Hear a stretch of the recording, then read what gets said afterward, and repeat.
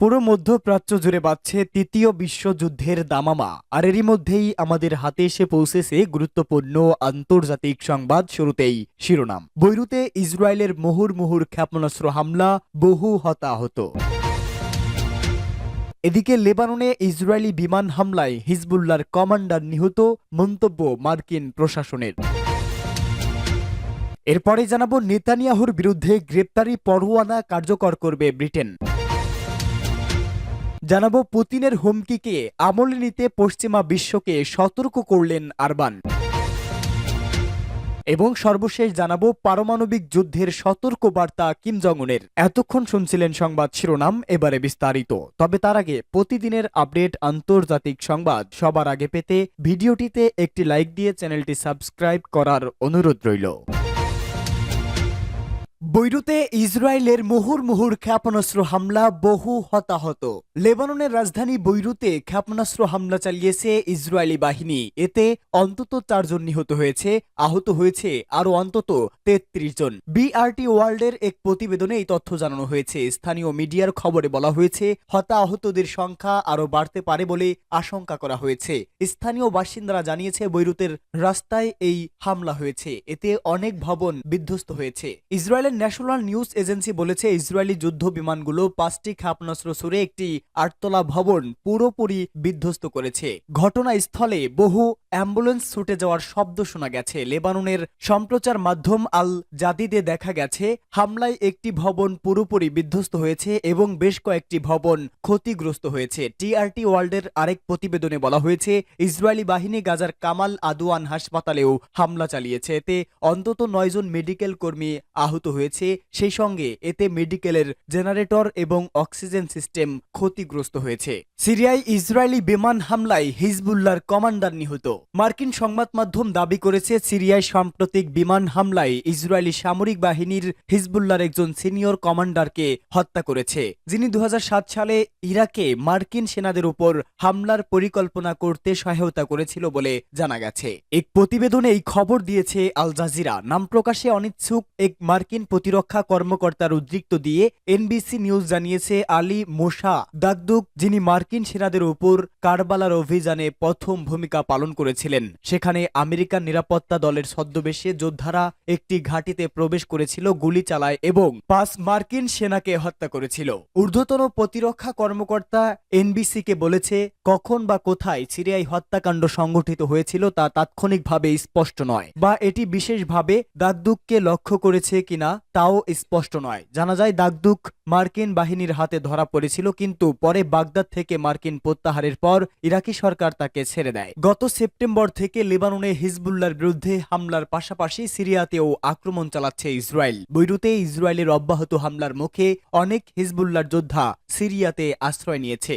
নেতানিয়াহুর বিরুদ্ধে গ্রেপ্তারি পরোয়ানা কার্যকর করবে ব্রিটেন। ইসরায়েলি প্রধানমন্ত্রী বেনিয়ামিন নেতানিয়াহুর বিরুদ্ধে আন্তর্জাতিক অপরাধ আদালতের গ্রেপ্তারি পরোয়ানা কার্যকর করবে ব্রিটেন। হেগ ভিত্তিক এই আন্তর্জাতিক আদালত গত বৃহস্পতিবার গাজা সংঘাতে যুদ্ধ অপরাধ এবং মানবতার বিরুদ্ধে অপরাধের অভিযোগ নেতানিয়াহুর বিরুদ্ধে গ্রেপ্তারি পরোয়ানা জারি করে। ইসরায়েল এবং যুক্তরাষ্ট্র এই পদক্ষেপের নিন্দা জানিয়েছে। ব্রিটিশ প্রধানমন্ত্রীর দপ্তরের একজন মুখপাত্র সংবাদ মাধ্যমকে বলেছেন, যুক্তরাজ্য দেশীয় এবং আন্তর্জাতিক আইনের অধীনে তার জন্য নির্ধারিত আইনি বাধ্যবাধকতাগুলোকে সর্বদা সম্মান করবে। খবর আরটি। তিনি জানান, আইসিসি গ্রেপ্তারি পরোয়ানার সাথে সম্পর্কিত অভ্যন্তরীণ প্রতিক্রিয়া কখনোই যুক্তরাজ্যে ব্যবহার করা হয়নি, কারণ এখন পর্যন্ত কোনো এমন ব্যক্তি ব্রিটেনে আসেননি যাদের উপর আইসিসির পরোয়ানা আছে। এর আগে হোম সেক্রেটারি ইয়েভেট কুপার বলেছে, এই পরোয়ানা নিয়ে তার মন্তব্য করা যথার্থ হবে না, কারণ আইসিসি একটি স্বাধীন প্রতিষ্ঠান। কুপার সংবাদ মাধ্যমকে বলেছে, আমরা আন্তর্জাতিক আইনের গুরুত্বকে সর্বদা সম্মানিত করেছি, তবে তারা যেসব মামলা নিয়ে কাজ করেছে তা সাধারণত কখনোই ব্রিটিশ আইনি প্রতিক্রিয়ায় অংশ নেয়নি। তবে আমি বলতে পারি, যুক্তরাজ্য সরকারের অবস্থান হলো গাজায় যুদ্ধবিরতির দিকে মনোযোগ দেওয়া উচিত। লেবার এমপি এমিলি থর্নবেরি বলেছে, যদি নেতানিয়াহু ব্রিটেনে আসেন তবে আইসিসির গ্রেপ্তারি পরোয়ানার অধীনে তাকে গ্রেপ্তারে আমাদের বাধ্যবাধকতা আছে। এটা কোনো প্রশ্ন নয়, আমরা বাধ্য, কারণ আমরা আইসিসির সদস্য। এখন পর্যন্ত Netherland, Switzerland, Ireland, Italy, Sweden, Belgium এবং নরওয়ের ঘোষণা করেছে যে তারা আইসিসির গ্রেপ্তারি পরোয়ানা মেনে চলবে। তবে ফ্রান্স জানিয়েছে যে পরোয়ানাটি বৈধ, তবে ইসরায়েলি নেতানিয়াহুকে গ্রেপ্তার করা আইনগতভাবে জটিল হবে। এদিকে হাঙ্গেরির প্রধানমন্ত্রী ভিক্টর অরবান নেতানিয়াহুকে বুদাপেস্টে আসার আমন্ত্রণ জানিয়ে বলেছেন, আইসিসির গ্রেপ্তারি পরোয়ানা ইউরোপীয় ইউনিয়ন এবং ন্যাটো সদস্য এই রাষ্ট্রে কোনো প্রভাব ফেলবে না। পুতিনের হুমকিকে আমলে নিতে পশ্চিমা বিশ্বকে সতর্ক করলেন আরবান। হাঙ্গেরির প্রধানমন্ত্রী ভিক্টর আরবান বলেছেন, রাশিয়া নতুন ধরনের ক্ষেপণাস্ত্র দিয়ে হামলা চালানোর হুমকিকে গুরুত্ব সহকারে নেওয়া উচিত। তিনি সতর্ক করে বলেন, এই হামলার পরিসর বাড়তে থাকলে ভয়াবহ পরিণতি হবে। এক প্রতিবেদনে এই খবর দিয়েছে আল আরাবিয়া। রাশিয়ার প্রেসিডেন্ট ভ্লাদিমির পুতিন বলেছে, ইউক্রেন যুদ্ধের মধ্যে বৈশ্বিক এক যুদ্ধের বৈশিষ্ট্য দেখতে পাচ্ছেন তিনি। হুঁশিয়ারি দিয়ে তিনি বলেন, দরকার হলে পশ্চিমা দেশগুলোতে হামলা চালাতে পিছপা হবেন না তিনি। পশ্চিমাদের দেওয়া দূরপাল্লার ক্ষেপণাস্ত্র ব্যবহার করে গত মঙ্গলবার ও বুধবার রাশিয়ার ভূখণ্ডে হামলা চালায় ইউক্রেন। তার পাল্টায় গতকাল ইউক্রেনের নিপ্রো এলাকায় নতুন ধরনের ক্ষেপণাস্ত্র দিয়ে হামলা চালায় রাশিয়া। প্রথমে একে আন্তঃমহাদেশীয় ব্যালিস্টিক ক্ষেপণাস্ত্র মনে করা হলেও পরে মস্কো জানিয়েছে সেটি নতুন প্রজন্মের হাইপারসোনিক ক্ষেপণাস্ত্র ছিল। এই ক্ষেপণাস্ত্র আইসিবিএম এর মতো পারমাণবিক অস্ত্র বহন করতে পারে বলে জানিয়েছে পুতিন।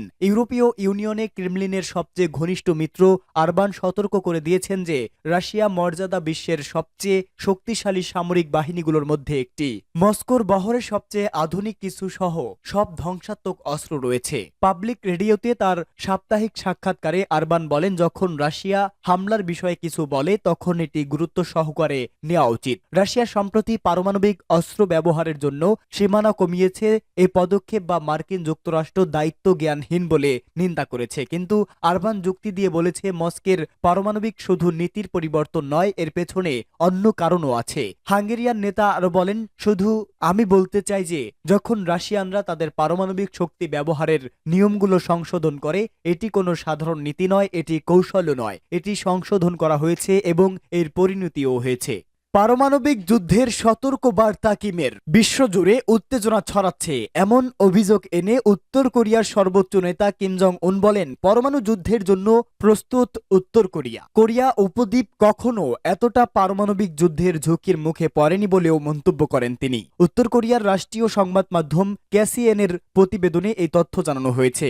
স্থানীয় সময় শুক্রবার রাতে সামরিক প্রদর্শনীতে দেওয়া বক্তব্যে উত্তর কোরিয়ার সর্বোচ্চ নেতা বলেন, পিংউইং এর বিরুদ্ধে সবসময় প্রতিকূল মনোভাব রয়েছে মার্কিন প্রশাসনের। যুক্তরাষ্ট্রের যুদ্ধনীতির কড়া সমালোচনা করে কিম দাবি করেন, বিশ্বজুড়ে উত্তেজনা ছড়িয়ে পড়েছে।